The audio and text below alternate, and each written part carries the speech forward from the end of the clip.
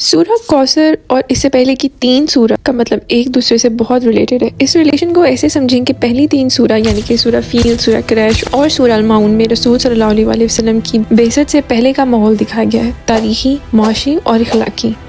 یہ 3 سورہ بیسکلی سورہ کوثر کی انٹروڈکشن ہے۔ سورہ فیل میں اس دور کا ایک بہت امپورٹنٹ ہسٹوریکل واقعہ ہے۔ سورہ قریش میں قریش کے معاشی حالات کا ذکر ہے کہ کچھ جو آرام اور امن ملا ہے وہ صرف بیت اللہ کی وجہ سے۔ سورہ الماؤن میں سوسائٹی کا اخلاقی طور پر گرا ہوا ہونا بتایا گیا، اور اب سورہ کوثر میں رسول صلی اللہ علیہ وسلم کی بعثت کا ذکر ہے۔ اعوذ باللہ من الشیطان الرجیم۔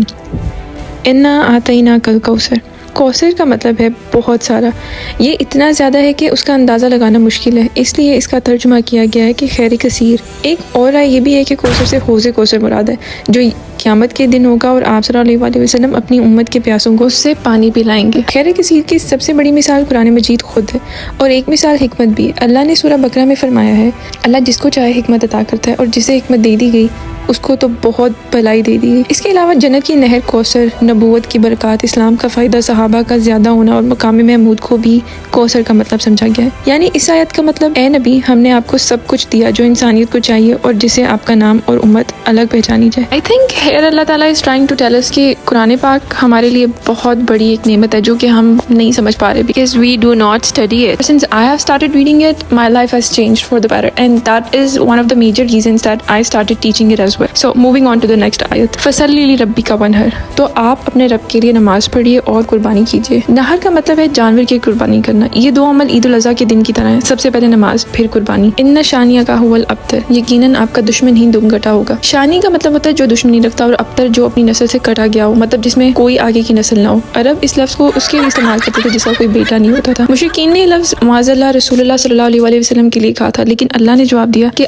آپ کی نسل زندہ رہے گی اور نام بلند ہوگا۔ حضرت خدیجہ سے آپ صلی اللہ علیہ وسلم کی اولاد ہوئی، قاسم، پھر زینب، عبداللہ، ام کلثوم، فاطمہ اور پھر رقیہ۔ پہلے قاسم کا انتقال ہو گیا، پھر عبداللہ کا۔ مشرکین نے خوشی منائی کہ آپ کے دونوں بیٹے چلے گئے اور باقی بیٹیاں ہی رہ گئیں، اس لیے اللہ نے فرمایا کہ آپ کا نام اور ذکر بلند ہوگا اور آپ کے دشمن ابتر ہوں گے۔ اصل میں یہ کافر ہوں گے جن کا نام کوئی لینے والا نہیں ہوگا، اور آپ صلی اللہ علیہ وسلم کا نام آخری دن تک رہے گا، and we are living proof of that today. Moving on to سورہ کافرون۔ سورہ کافرون گویا رسول اللہ صلی اللہ علیہ وسلم کا ان لوگوں سے اعلان الگ رہنا ہے جن پر ہر طرح سے حق واضح ہو چکا، اور پھر بھی وہ آپ کو جھٹلاتے تھے۔ یہ موڑ ہر رسول کی دعوت کے سفر میں آتا رہا ہے۔ ظاہر ہے اس اعلان کے لہجے میں نرمی بالکل نہیں ہوتی بلکہ سختی ہوتی ہے۔ یہ سورہ اس وقت مکہ میں نازل ہوئی جب قریش بار بار آپ صلی اللہ علیہ وسلم کے پاس صلح صفائی کے طریقے لے کر آتے تھے کہ آپ کوئی ہماری بات مان لیں، ہم کچھ آپ کی باتیں مان لیں اور ہمارے بیچ میں صلح ہو جائے۔ اس پر یہ سورہ نازل ہوئی جس نے قریش کی ساری امیدیں توڑ دیں اور انہیں ہمیشہ کے لیے مایوس کر دیا۔ اعوذ باللہ من الشیطان الرجیم۔ قل یا ایھا الکافرون، کہہ دیجئے اے کافرو۔ نوٹ کیجئے، یہ دعوت دینے کا لہجہ نہیں ہے بلکہ الگ ہونے کا لہجہ، یعنی کہ دعوت دینے والا تو لوگوں کو ایھا الناس یعنی کہ اے لوگوں کہہ کر بلاتا ہے، لیکن یہاں کہا گیا یا ایھا الکافرون، یعنی کہ اگر میرے اتنا سمجھانے کی کوشش کے باوجود تم نے کفر اور انکار پر ہی قائم رہنا ہے تو تمہارے فیصلے تمہیں مبارک ہوں، لیکن اب یہ واضح ہے کہ تم اور میں الگ الگ راستوں پر ہیں۔ لا اعبد ما تعبدون، میں انہیں نہیں پوچھتا جنہیں تم پوچھتے ہو، ولا انتم عابدون ما اعبد، اور تم اسے نہیں پوچھتے جسے میں پوچھتا ہوں۔ یعنی تم لوگ اللہ کی عبادت تو کرتے ہو لیکن اپنے ساتھ ساتھ بتوں کی پوجا بھی کرتے ہو، اس لیے تمہاری یہ عبادت اصل میں اللہ کی خالص عبادت نہیں۔ یاد رہے کہ کفار اللہ کو مانتے تھے، وہ جانتے تھے کہ خدا ایگزسٹ کرتا ہے، لیکن ان لوگوں نے شرک کرنا شروع کر دیا تھا۔ انہوں نے بتوں کو رکھ لیا تھا کہ یہ سمندر کی دیوی، یہ سورج کی دیوی، کہ خدا کے چھوٹے چھوٹے مینیجرز ہیں جو خدا کے کام سنبھالتے ہیں، کرتے ہیں، اور اگر ہم ان کو کنونس کر لیں تو ہماری آخرت سیٹ ہو جائے گی۔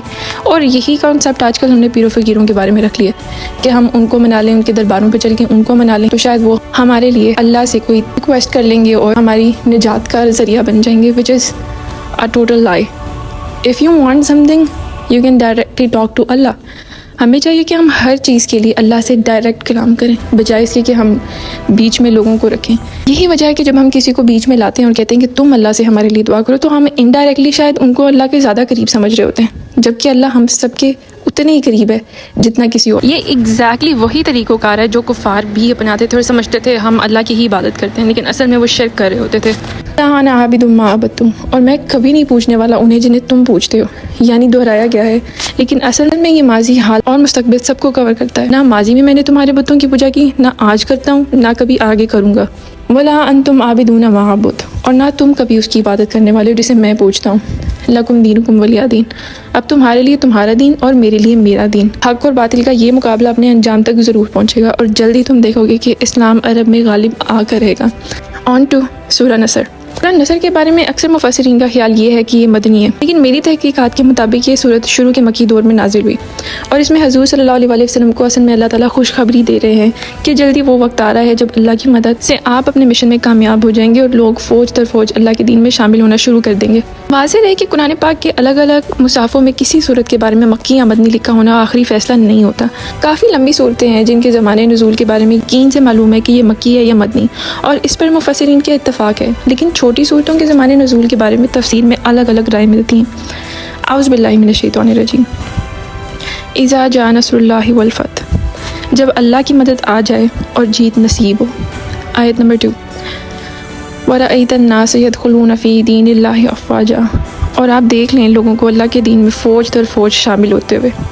فَسَبِّحْ بِحَمْدِ رَبِّكَ وَاسْتَغْفِرْ، تو پھر اپنے رب کی حمد کے ساتھ اس کی تسبیح کیجیے اور اس سے مغفرت مانگیے۔ اِنَّهُ كَانَ تَوَّابًا، یقیناً وہ بہت توبہ قبول کرنے والا ہے۔ یعنی ابھی آپ صلی اللہ علیہ وسلم کو دعوت اور تبلیغ اور رسالت کے کام میں بہت محنت کرنی ہے اور جنگ کے مراحل سے گزرنا ہے، لیکن جب آپ اپنے مشن میں کامیاب ہو جائیں گے، یعنی اللہ کا دین جیت جائیں، تو آپ ہمیشہ اپنے رب کی تسبیح اور حمد میں مصروف ہو جائیں گے۔ نوٹ کیجیے، سورۃ الانشراح کی آخری آیات میں بھی اسی طریقے سے وہی حکم دیا گیا ہے۔ میں قرآن پاک کی 114 صورتوں میں سے 7 صورتوں کی تفسیر بتا چکی ہوں، and I will keep on explaining the rest of them inshallah. We will keep on moving towards Surah Baqarah. So keep watching and subscribe. Thank you.